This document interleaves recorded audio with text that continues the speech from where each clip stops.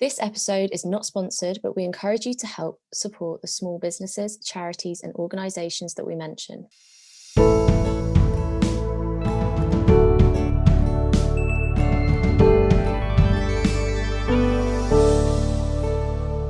Hi everyone, and welcome back to another episode of Our Circle. I'm Rhiannon. And I'm Jess. And today we have a special guest with us and my friend. Please welcome Allana. Yay!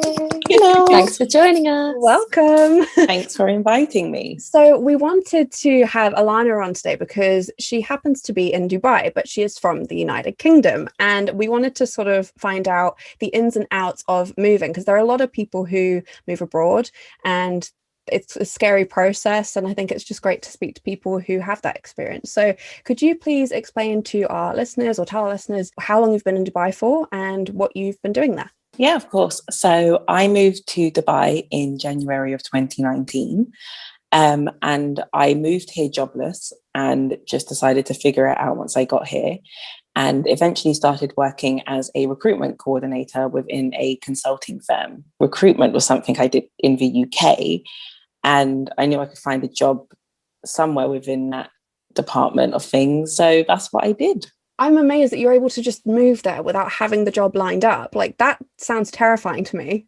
Yeah, like why Dubai as well? Why there? Well, I have a bit of a cheat code. Okay. My grandmother, yes, my gran moved out here in 1999 with her husband, and she had since divorced and was living out here by herself. And just one day, just before I graduated, my mum just kind of said, oh, would you let Allana live with you in Dubai after she graduated? And my nan just kind of very casually was like, yeah, sure. Wait, And hang on. You wanted to move there though? It's Or not your your mum mum was sending you off. That's how I made it sound, right? It's always something I wanted to do, but it wasn't even in my realm of possibilities. Like, Right. I was very fixated on the idea of like, oh, once I graduate, I'm going to be a teacher. That was my original plan. So I was going to go into a PGCE. But towards the end of my third year, I was realizing that might not be the path I wanted to be on. Mm-hmm. So I think my mum was just kind of helping me out by suggesting other options. And as soon as my nan said yes, I was like, great, okay, this is what I'm doing. And so I didn't move out here without any sort of knowledge of Dubai. I had been here on holidays to visit my grandmother. Oh, so you had been there before? Yes. So Dubai was familiar to me, but living here and going on holiday here have been two different experiences. Okay, so could you maybe tell us then how that was different for you? Like, what was it like? I mean, even just getting off the plane, or I'm sorry, maybe I should backtrack. So when you've decided, okay, I'm going to move to Dubai, how quick was that process of then like booking, like, I don't even know if it's a visa that you needed. Like, how quick was it deciding, right, how do I ship my stuff there? Like, how did that all happen? And then leading up to you actually getting there? So getting here, we're quite lucky with a British passport because we get a visa on arrival. Being here, I've realized that's not true for everyone. And like, having a British passport is an unfair but reality of a lot of the situations that we have in the world. But we just have more access to different countries. So the actual visa requirements weren't an issue for me. However, we're only given a tourist visa. So you have 30 days to remain in the country, and then you either have to renew that tourist visa by exiting the country and coming back in, or you have to be employed by someone and they give you a permanent residence visa. And so I arrived on my tourist visa hoping I'd find my job in my 30 days, and I didn't. So I had to do what we call a visa run. And it's you just basically get a bus to Oman, which is borders the UAE, and then you go out and you circle back and you come back in. So you just did like a little day trip, and it helps you get another 30 days. Yeah, gave you another 30 days. But obviously, like, that's an option for anyone considering it, but it does become expensive after a while. Yeah. So best to find employment as soon as possible, or maybe not move out here without a job like I did. And once that's so much pressure. That must have been so much pressure. Like, oh my God, I've got 30 days. I need to be employed to get this visa, otherwise I'm Yeah. What do I do? Oh my God. Yeah. I got my job like just before I had to do my second visa run as well, and it was oh wow, just in time. So I was really happy about that. But it came in, it's fine. Didn't have to spend another set of money going out of the country, so that's fine. And then your visa is valid, I believe, for 3 years until if you're still with the company, you can renew it. If you're not, then. But also, just they are becoming a bit more flexible with visas in Dubai. It used to be very strict, but now they're even offering freelance visas. You have to pay for it, and depending on how long, it can vary in price. But that never really used to be an option before in Dubai. You either had to come in on someone's sponsorship, meaning you're under someone's that's already here, or be employed by a company. That's really interesting that they're actually relaxing those rules. I wonder if that's with the hopes that more people will immigrate, do you think? I absolutely believe it is, because they've introduced laws such as now you don't have to be married in order to live with each other, which is like a huge change. Before, that's massive. Yeah. And also now you can have inheritance in Dubai. So if someone lives here and you bought a house, you can pass that on to someone that's not a national, whereas before, if you died, you lost the property because it wasn't yours anymore. So yeah, they are changing things quite. Oh, and also you can now own your business in Dubai 100%. Before, you had to have, like, I think it was 49 or 50% had to be with an Emirati, a national of the UAE. But now someone can come in and own 100% of their business. Wow. I mean, I remember when I came over, so that's how Allana and I met. We met in Dubai when I was there in the end of 2019, early 2020, and I remember everyone just telling me like stats. I don't know why. I don't know if people were trying to like convince me to move there or what, but they were like, oh, like the population here is 90% expats and 10% nationals. And I was like, how can that be the case? And I guess it is because Dubai is so new. People forget that it's actually like a really new place, really, isn't it? Well, even I say that, I remember it being built because I went there as a layover when it was 2006 and it was desert, like it wasn't Dubai. And then when I came back and I was just like, oh my God, there's a whole city here now, this is mad. Yeah, that's one of the experiences I've had. I would call it a pleasure of seeing my, like, Dubai just become the city that it is now. Yeah, like I said, my nan moved out here in 1999, so I've been coming out here since I was about 3 years old. Wow. And we used to only have like one place we could really go to, and then it slowly evolved into more and more. So it's been quite cool to see like it just a boom into this like this huge city that we know it as to be now, to be Dubai. Definitely. Yeah. So this experience of moving out there, has anyone done that? Like anyone like our age, or was that just completely alien and like, oh my God, what am I doing? I know people do it a lot now, especially moving out here. I met a lot of people that had done it, but I didn't know anybody personally. I knew some friends who had left for other countries after university, but not any of them had gone to Dubai or to the Middle East. So coming out here was completely, I just had to figure it out for myself. The experience of like trying to make friends abroad and figuring out where you fit in and just trying to like not anchor yourself to who you were or who I was in London, it kind of baffled me for a little while. But honestly, it's been a real development and like such a huge part of my growth. So happy for it. When you arrived, you said that you've been going to Dubai since you were 3. So did it feel different at all when you get off the plane and you arrive in Dubai? You're like, cool, I'm here to see my grandmother again, or is it like, this is my home now? Like, is there any sort of feeling of like anxiety or excitement? Like, what's going through your head when you arrive, knowing that you're not going to be going back to the UK?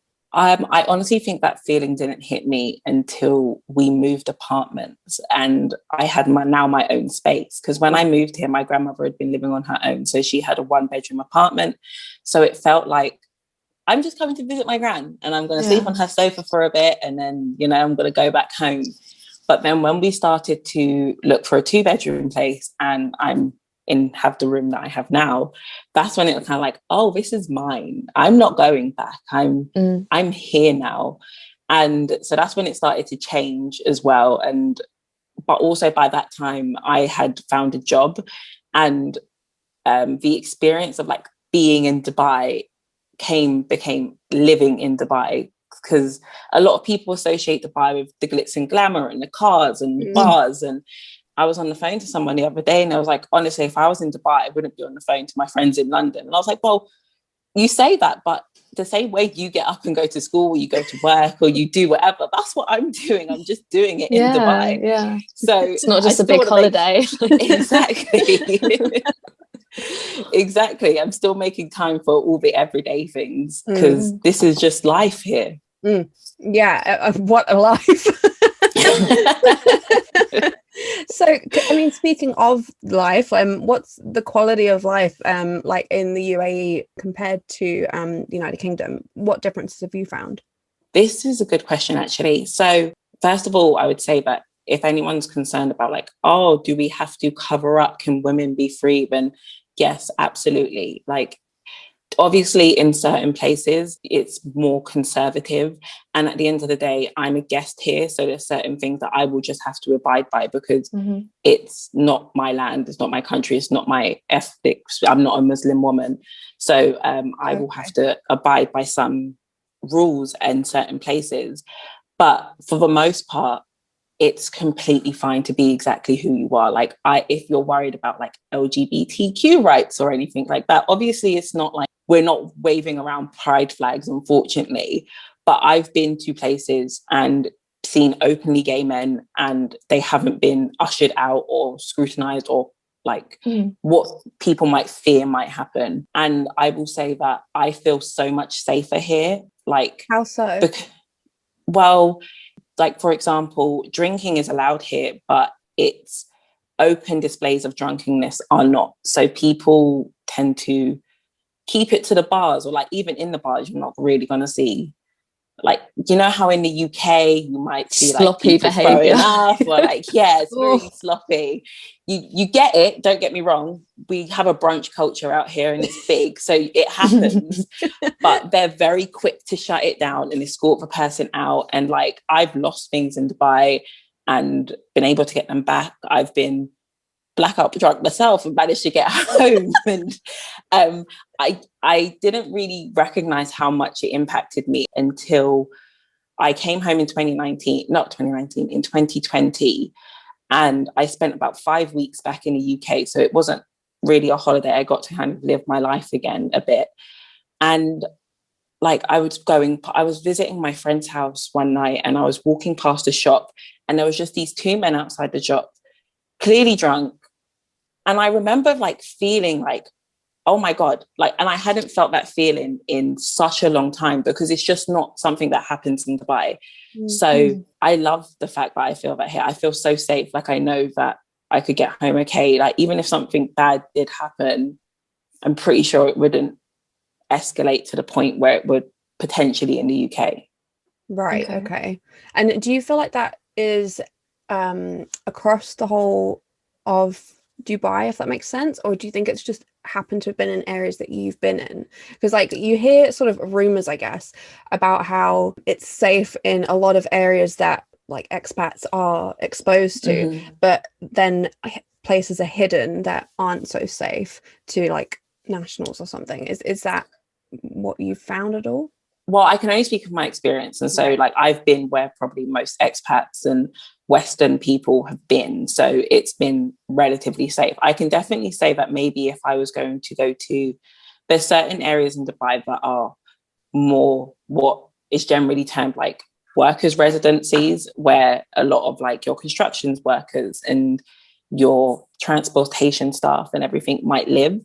So in those areas, they're not as well kept. So those areas I might not feel the same experience, but the law here still prevails. Like, one of the reasons it feels safe is because Dubai police don't mess about. If you get on their radar, then you're now at the mercy of the Dubai police. So the logic kind of is stay off their radar and you'll be good.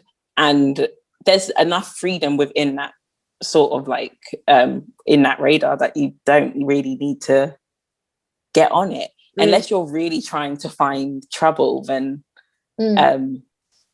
you can live pretty freely and safely. When you were saying about some things, because you are not considered a national there, you don't have certain, or you have to abide by certain rules. I don't know enough about Dubai politics, but does that include things like that? Like, say, for example, voting and things like politically, is that something that expats have no rights to as such, even though they might be, even though they're considered expats, they live there, like they have residency? Yeah, you don't have any sort of political power out here. But like there's a ruling family, there's a king, and they govern Dubai. That's who's in charge here. But again, it's not a voting system, it's not a democracy out here. So even the Emiratis, they don't really get a say either, because it's done by royal family, and it's the descent goes on to like the son or the brother or whoever's in charge. They have their faces everywhere, right?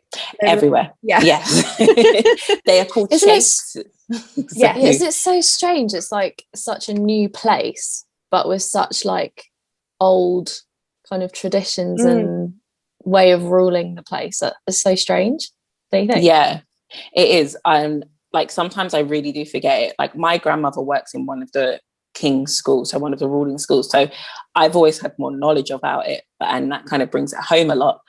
But yeah, sometimes it is really easy to forget that you, like, if something happens, you can't just be like, oh, I know my rights. They're like, no, you don't, because you don't have any. What rights? What rights?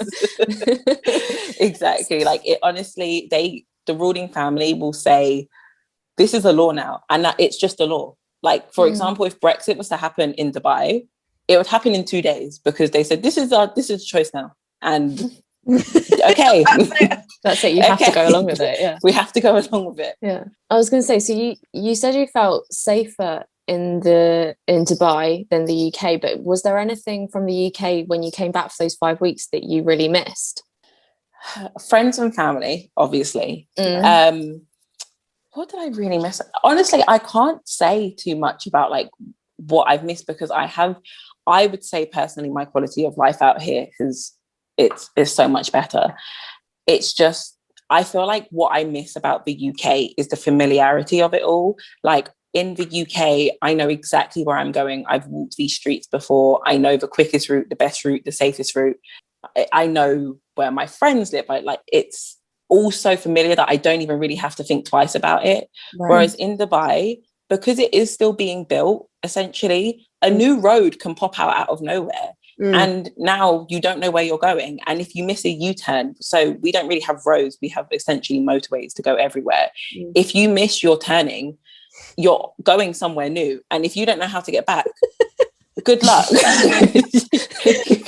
And Google Maps isn't always accurate, because again, roads can just pop up. So that's what I do miss. I miss how established London and the UK is. Oh, actually, I'm lying. Transport. Oh my gosh. London Underground. Wow, you're a beauty. Like they have pavements and you can actually walk places in the UK. Right. Dubai, sometimes the pavement will just run out and you're now walking on the road, and it's like, on a motorway. Okay. Yeah.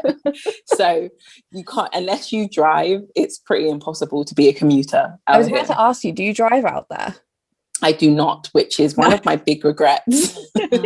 I remember when I was in a car somewhere in Dubai, and I looked out the window and there was a guy on a motorbike, and I'd never seen this before, and I'm sure they probably have them here, but they're needed in Dubai. It's sort of like almost like a dome over, or like cover over the hands, because of how hot it is, so it's like protection. I was like, they must be boiling, but I was like, oh, that's actually to protect them from the sun.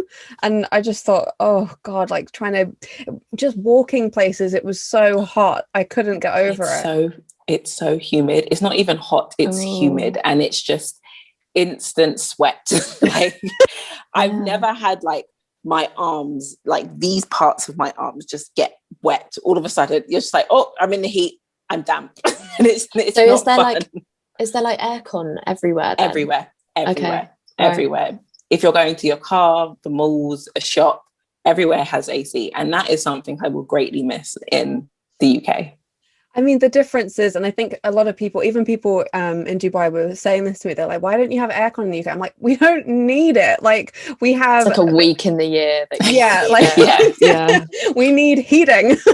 Exactly. But it's like, it's funny because out here, if I get too cold, I open my window because I'm like, oh, I need a bit of heat. That's so wild. Yeah, it's completely reversed. We had a listener question come through, and it's kind of based on what you've said, but they were asking, is it as strict there as it's made out to be regarding the laws? And I know you've covered that sort of, but I think they were sort of wanting to know, how relaxed can you be, I guess, in Dubai? You're saying you can be somewhat free, I guess, even though the police are yeah, they're always there, just like over here in the corner. Yeah, so is that like a false sense of freedom, do you think? Or do you think, no, it is actually fine, you have to really be pushing the boundaries to be trying to get in trouble, sort of thing?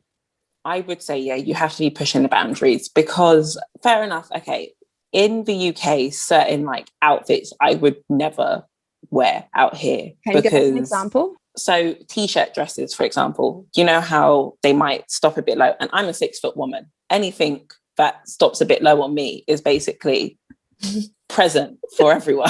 So I can't get away with as much here. So I might choose my outfits a bit more conservatively, because I know that even though I'm comfortable in it, and if I was in the UK, I'd walk around a bit and no one would blink an eye. Out here, where it's a Muslim country and like women should be more covered up, it might raise a few eyebrows. That's more of my discretion because of my height, and I'm curvier, so I know that not everything fits the same on me. And like, I'm sure if someone else did it, maybe it wouldn't be as like, I don't know, eyebrow raising. Right. But those are some of the things that I keep in mind. If I'm going to somewhere that I know there's a lot more locals, I'll make sure my shoulders are covered. But is that a you thing? Is that a you wanting to do that, or is that because you've been told you have to? You're not told you have to, but like, for example, security in some occasions will say to you, you're dressing appropriately. You either need to cover up or you need to go home, basically. It's happened in the past, but like, I've learned from those experiences, so it hasn't really happened to me now. Right, okay. For example, like, real drunken behavior will get you probably noted on the police's radar, but it's not like you're going to jail for 3 years. You'll probably get a fine. You might spend a night in a cell and then be let out, but don't have like a permanent record. It's not going to impact you in the same way. But like, if you got arrested in the UK, it might become like a legal process and then become something that you might need to like look into a bit further. Whereas here, it's more like a slap on the wrist and then on your way. You have to be doing something pretty illegal, like such as like drugs or moving drugs or serious fighting.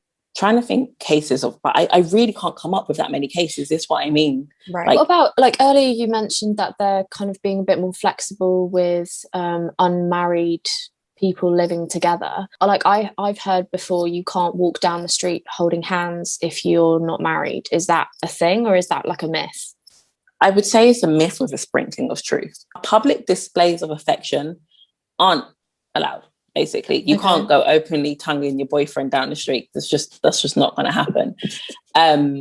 So yes, like holding hands, I'm pretty sure like now with 2021, I feel like that could probably happen and be okay. But beforehand, because when I was there, I saw couples everywhere. Like, everywhere. Like, if you're at a brunch, like I would say brunch environments and the hotels and a lot of places where Westerners and expats are, the rules relax a lot. So if you want to walk around in your bikini top and some shorts, or you want to walk around with holding your partner's hand, you're going to be okay. But if you now want to do that same behavior in a mall where there might be a lot more locals, or down a public street, that's when eyebrows will start to go up. You might get on someone, you might offend someone, and therefore you might be told you need to stop. Right. So it's about knowing where and when to do certain things, but the environment tends to indicate this is okay. You'll feel pretty comfortable and like familiar in a place that's like a brunch where everyone's rowdy and woohoo, and it's not going to be too much of a fuss. Whereas if I go to, like, I'm now in a mall where, like, especially with the popular malls, you'll see like all the designer shops and everything. So a lot of locals go there, and they're not going to be happy if you now start, walking around in a bra and belly tops and all of that. What about like in the UK? There's, obviously going out and stuff, it's all pretty relaxed. You can go home with someone after a night out. Does that happen in Dubai? Yes. It does. Yes. So how do people go about that and not be obvious or like offend someone? Or is it just different at night in a club? Again, if you're in a club, people aren't really going to look twice. It's a thing that happens. I think if you're staying in a hotel, you might get a bit questioned, especially if it's quite a high class hotel. You might get questioned of like, who's this coming to your room? What's the relationship of this person coming to your room? But if you go to a bar and you find someone attractive and then you jump in a taxi and bring them home, taxi driver's not going to report you, security's not going to report you. It happens. I'm not speaking from experience here, Mum, if you see this, not talking from experience, but it does happen. Okay, so Allana, we know that you're coming back to the UK and you're coming back to study social work, is that right? Social work, kind of counselling, that sort of area, helping people. Oh, lovely. That general area. We'll get into that, but basically everything you said about Dubai sounds like the most amazing, like, positive experience. So why are you moving back to the UK? Can you tell us more about myself that? Honestly, you're asking the $1 million question here, because I've asked myself that about 15 times over the last 25 days. Why am I moving back home? Honestly, I love my life out here. It's definitely one that I think I will return to in a couple years' time. But one of the things that I can maybe thank COVID for, one of the few things I can say thanks for, is that it made me reflect on what I actually want to be doing and what I'm currently doing, and if it's actually bringing me any joy. As much as I love my team that I work with, and I absolutely love how they treated us during COVID, like, they were amazing, the job itself doesn't fulfill me. It doesn't doesn't spark any sort of passion in me. And I think moving out here, I moved with quite a limiting belief of how much I could achieve. Like, the life I'm living now, I didn't really think I would achieve it until I was maybe like in my 30s, because I'm making a pretty decent paycheck. Like, I have a great life, great friends. Like, I was always just getting to a point where I can be comfortable, and that's all I really wanted from my life. And I've managed to do that quite quickly, and I'm comfortable now, and now I'm not happy. So I think if COVID hadn't happened, I would have just carried on sitting in my little sailboat, because I had the perks and the benefits, and I hadn't been doing my job for too long. So it would have been like, let's just keep doing this. Like, you're up for a promotion. This is a good, safe route. But the world is unpredictable and it's not safe, and things can change in an instant. So I just reevaluated. And like I said, this doesn't really fulfill me. Like I said, I do recruitment, and it's great to get people the job. But then it's kind of just like a stream of like, okay, on to the next. So I just started engaging in what I think I would be good at and what I think would give me some sort of purpose. And I've landed on the social work / counselling therapy route. And in order to do that, I need to get fully qualified and kind of take a step back.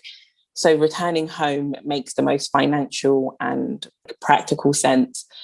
And then hopefully when I'm 30 and I've taken all those big pay cuts and got the qualifications I need, I can come back out here and live my dream life fully, feeling fulfilled in what I actually want to be doing. Wow. Is therapy a big thing out in Dubai?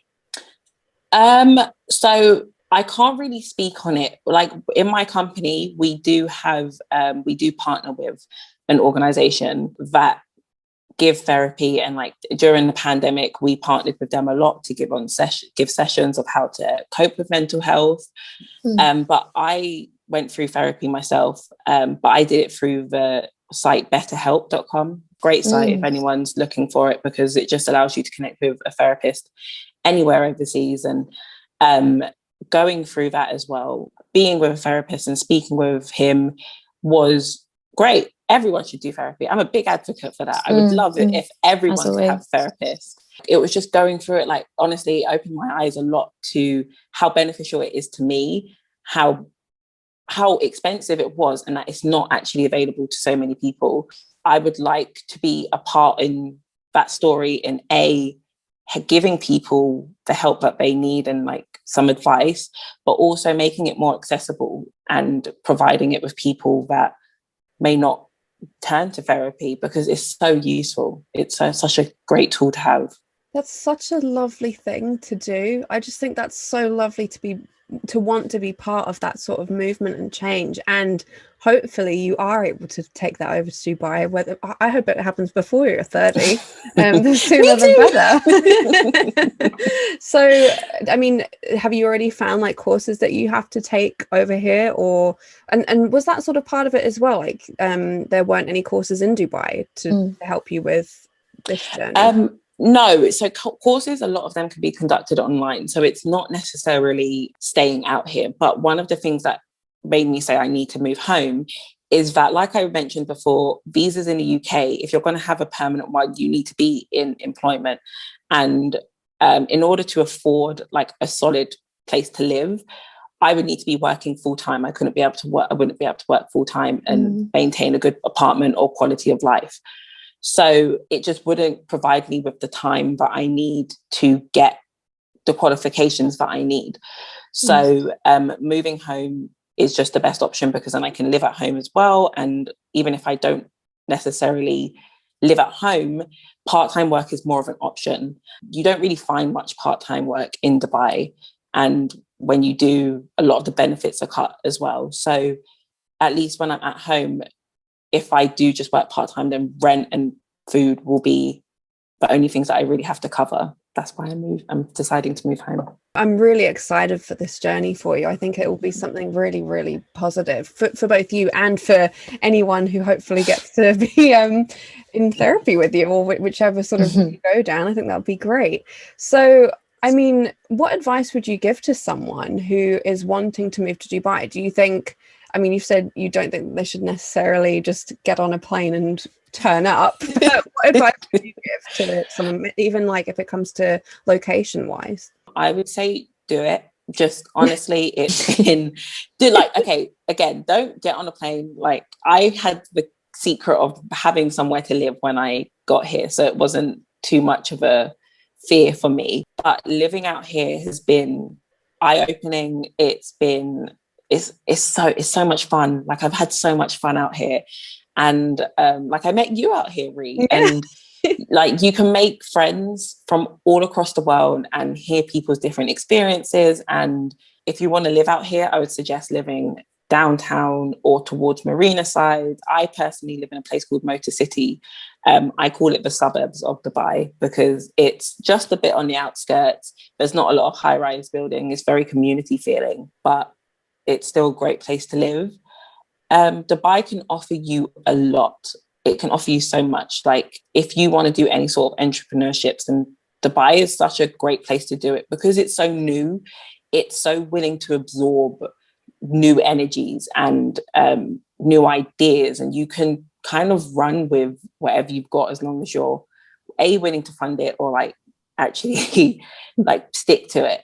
So just give it a chance. Like, I'm so grateful that my mum planted the idea in my head and suggested that I move out here, because I don't think I would have done it on my own initiative. So even if it's not Dubai and you want to go somewhere and live somewhere else abroad, living abroad, I think, is such a valuable experience. It's great. So give it a go. That was the other thing I wanted to I already know, but I'd like you to tell listeners about the language there. Like, it's English everywhere, isn't it? Everyone speaks English. Yeah. So I think that's another thing for people to factor in. You know, if you're worried about moving to the Middle East and thinking, I don't speak Arabic, I don't speak any of the other many languages that are out there. Yeah. Everyone speaks English. Honestly, like I can speak like 4 words in Arabic, and that's got me by. So you don't need to speak Arabic. You'll find that people usually have at least 2 languages under their belt, though, because you meet people from all across the globe. So most people can either speak like French and English, or it's always something and English. So doesn't that like instantly make you think, God, I'm shit, or something, like when you don't? Oh, absolutely.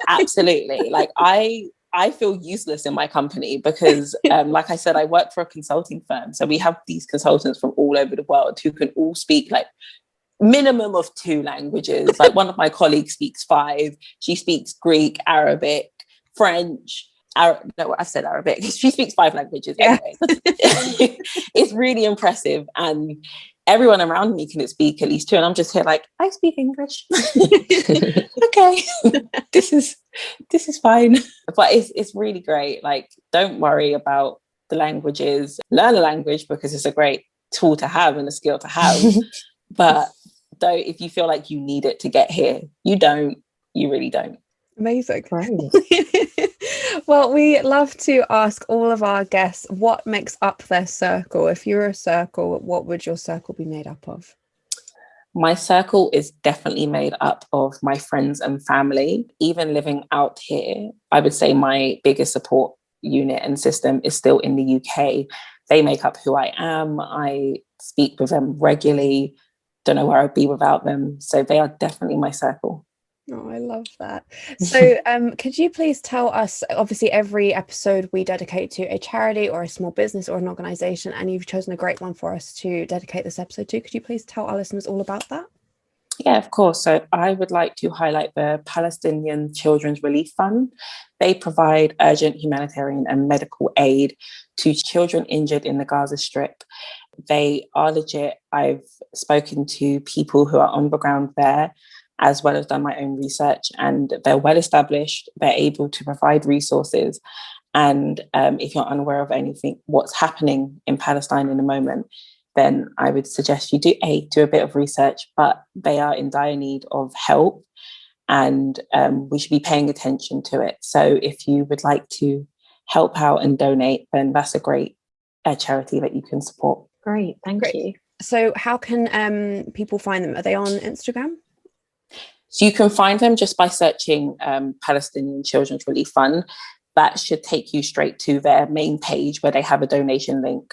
There you can find more information about how they were established, what they actually do, and you can also find their donation links. Perfect. Thank you so much for that. I think it's such a great cause. And like you said, if you don't have any information at the moment about it, or you don't know, please do the research. There's so many resources out there, especially through our own Instagrams. We're constantly sharing stuff on our stories. So be alert and awake to everything, and please donate if you can, and try and share these resources with other people that you know. That'd be great. But thank you so much for joining us and teaching us all about your life in Dubai that you I want to move out there. Do it. I'm basically convincing everyone I know. I'm like, listen, I'll come back home and then we can all just go to Dubai. Yeah. Just all get a big place. We'll move in. I'm like, guys, we just get a villa. It's so cheap. You'll see like everything that's being built up in Dubai, and Allana is like, right, I've secured us a piece of land. I'm building up my own city. We're all going to move there. Yeah. We're wishing you all the best for everything that you're going to be doing and support. We can't wait to see it all. But thank you so much for joining us today. Thanks for inviting me. This was a great conversation. Thank you. Of course. And thank you everyone for listening. Please make sure to like and subscribe to this YouTube channel. Make sure to stream us across all of our platforms, which is Spotify, Apple Podcasts, Google Podcasts, Amazon Music, and RSS.com. Oh, I got it all in there. And we will see you for our next episode. Bye.